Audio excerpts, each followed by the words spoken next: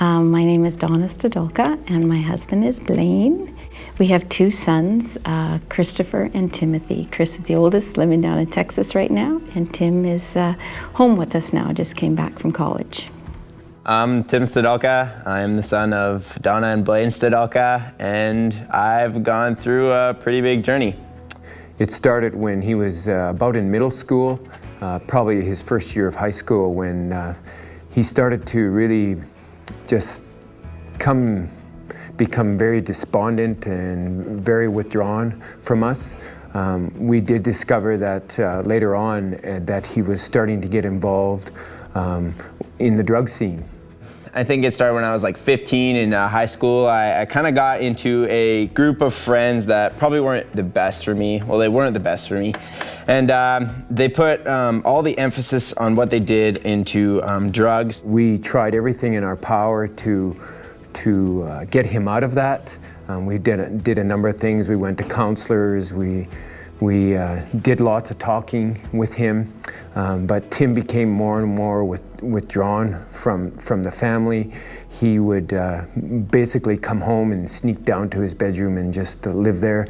Half of my grade 11 year and my grade 12 year didn't really even exist. I would be skipping school and playing video games downstairs, not talking to my parents. I didn't want to be home because I knew that they would just start begging me and like talking with me, coming downstairs, trying to make like conversation with me. And I just didn't want them to kind of be in my life anymore, even though I was living in their house. It was heartbreaking. And the way I tried to sort of overcome that heartbreak was to just try and visit him in his room. Just talk to him about whatever, ask him questions. I know it was annoying for him, but it just made me feel like I was doing something rather than doing nothing. The one thing that we really ended up learning through this whole process was to pray. And because there was basically not much else we could do, but we knew that we could pray. So we started to do that. We would often pray in the morning before going to work, and then we would pray at the end of the day. And we did this for 3 months. And in that process, we saw Tim go up and down like a roller coaster. You know, one day he'd seem like he was perfectly fine, and the next day he would seem like he's just stoned out of his mind. And so with God's leading, we chose not to ride the emotional roller coaster with him. I didn't like where I was. I didn't like who I was, so drowning myself in drugs and video games and all these other things, I didn't have to deal with the pain that I was going through. We decided it really didn't matter what we were seeing, what we were hearing, what we were experiencing. God was at work, and he was faithful, and we could trust him. We definitely saw turning points. We really started to pray that God would use the people in his life to steer him in the right direction. And we had no idea that there was actually a friend of Tim's out at Southern Alberta Bible Camp that was inviting Tim almost weekly, texting him and inviting him to come to Deeper. And what happens at Deeper is just like you have fellowship with other young adults, and you go through the Bible and just talk about things that are in relation to the Bible, and just build the relationships with genuine Christians. And Tim did blow him off for the longest time, but then all of a sudden, Tim just went. He said, "I'm going to Deeper tonight." And we would just be stunned. But he would go, and we would pray. And then the next week would come, and he would go again. And it was cool. He just started to go, and it was because of this friend. The biggest turning point was when one night Tim came home, and he came bounding down the stairs. It was kind of late at night. It was like 11 o'clock, and I came home and I ran downstairs, and I saw my mom, and I was like, "Mom, I'm gonna change my life around." And he said, "Mom, I'm not gonna do the drugs anymore. I'm gonna go to Deeper. I'm gonna go back to school. I'm gonna be reading my Bible and praying and just devoting my life to the Lord."